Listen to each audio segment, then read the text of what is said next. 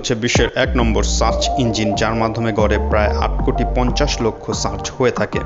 বিশ্বের প্রায় 90% মানুষ এই গুগল সার্চ ইঞ্জিন ব্যবহার করে থাকে। গুগল অ্যাভারেজে 30 সেকেন্ড সময় নেয় তার সার্চ প্রসেস করার জন্য, যা খুবই দ্রুতগতি সম্পন্ন। আমরা আজকে সবাই গুগল সার্চ ইঞ্জিন ব্যবহার করে থাকি। আজকের ভিডিওর মাধ্যমে আমরা জানব কিভাবে গুগল সার্চ একটু বেশি এফিশিয়েন্ট ওয়েতে ব্যবহার করা যায়। তো চলুন শুরু করা যাক। যারা ছাত্র, শিক্ষক এবং বিভিন্ন গবেষণার কাজে জড়িত তাদের জন্য সার্চ বাই ফাইল টাইপ অনেক উপকারী, যার মাধ্যমে আমরা কোনো নির্দিষ্ট ফাইল যেমন পিডিএফ, ডকুমেন্ট বা অন্য কোনো ফাইল খুঁজতে চাই তা আমরা অনেক সহজেই খুঁজে নিতে পারি, যা আমাদের কাজকে অনেক বাঁচিয়ে দেয়। আমি যদি আপনাদেরকে একটি উদাহরণ দিই তাহলে আপনারা সহজেই বুঝতে পারবেন এই ফাইল টাইপটি কীভাবে কাজ করে। আমি Windows virus space file type colon PDF লিখে যদি এন্টার প্রেস করি তাহলে দেখবেন আমাদের সামনে সব পিডিএফ ফরম্যাটগুলো চলে আসছে। প্রত্যেকটা লিঙ্ক পিডিএফ ফরম্যাট লিঙ্ক। আমরা যদি এই লিঙ্কগুলোতে ক্লিক করি তাহলে ক্লিক করার মাধ্যমে আমরা পিডিএফ ফাইলগুলো ডাউনলোড বা দেখতে পারবো। প্রতিটা ফাইল কিন্তু এখানে পিডিএফ।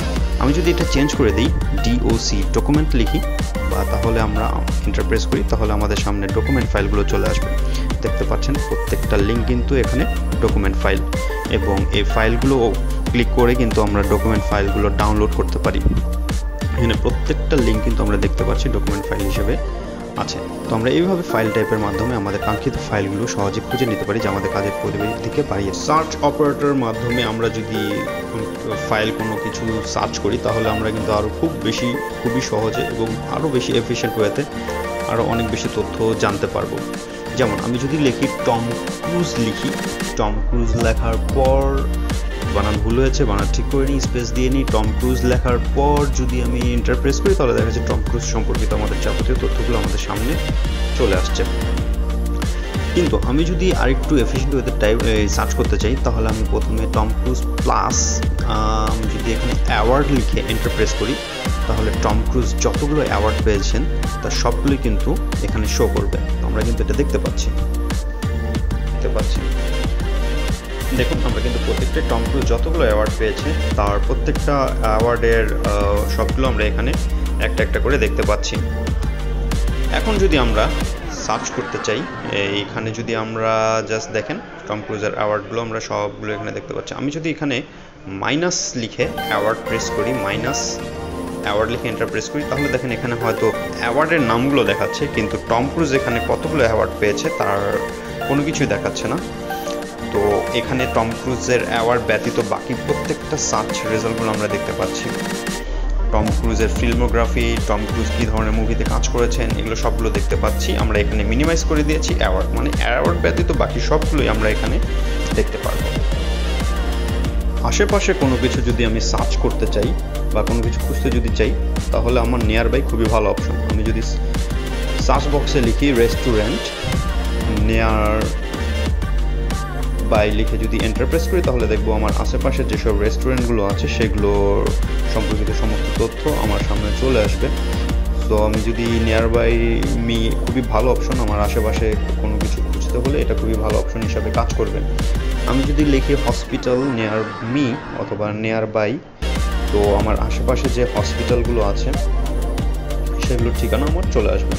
দেখুন আমার আশেপাশে যেসব হসপিটালগুলো আছে সেগুলোর অ্যাড্রেস, ফোন নাম্বার, রিভিউ সেগুলো সবগুলো চলে আসছে। তো নিয়ার বাই মি খুবই ভালো একটি অপশন। আমাদের আশেপাশে যে কোনো কিছু খুঁজতে হলে এটি আমাদের খুবই এফিশিয়েন্ট ওয়েতে সেই রেজাল্টগুলো দিতে সাহায্য করে। Thank you.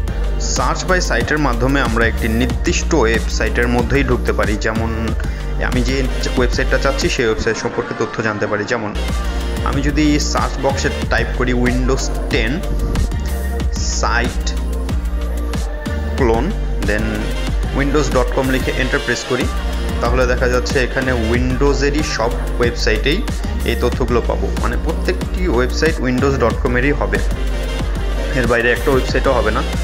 তো আমি যদি এটা কেটে দিয়ে এখানে লিখি EDU এডুকেশন লিখলে আমরা এই উইন্ডোজের সব ধরনের লেকচারগুলো বা আদার্স ওয়েবসাইট বা আদার্স সম্পর্কিত তথ্যগুলো আমরা এভাবে পেতে পারি। তো সার্চ বাই সাইটটা হচ্ছে খুবই ভালো একটি অপশন। আমরা নির্দিষ্ট কোনো ওয়েবসাইটে ঢুকতে চাইলে সার্চ বাই সাইটটা ব্যবহার করতে পারি। যেটা আমাদের একটি নির্দিষ্ট ওয়েবসাইট সম্পর্কিতই তথ্যটা আমাদেরকে দেবে। সো এটি খুবই ভালো একটি অপশন, তো এটা আমরা ট্রাই করতে পারি। আমরা যদি ওয়েব পেজের রেলেভেন্ট কিছু সার্চের রেজাল্ট পেতে চাই তাহলে অল ইন টাইটেলটা হচ্ছে সবচেয়ে সঠিক উপায়।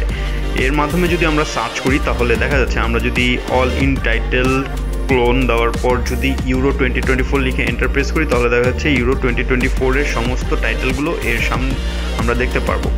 ইউরো 24 এর টাইটেলগুলোই আমরা দেখতে পারবো, এর বাইরে কিন্তু আমরা কোনো কিছুই দেখতে পারবো না। জাস্ট যেখানে টাইটেলগুলো ইউরো 2024 লেখা আছে আমরা সেগুলোই আমাদের সামনে আসতে থাকবে।